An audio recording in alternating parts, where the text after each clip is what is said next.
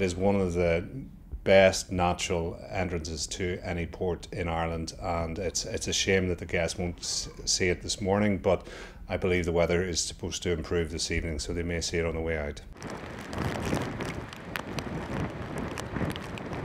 In 2019 we had 420 cruise calls around the island of Ireland, and then 2020 to nothing. We had a partial return last year. We had 75 ships in Northern Ireland.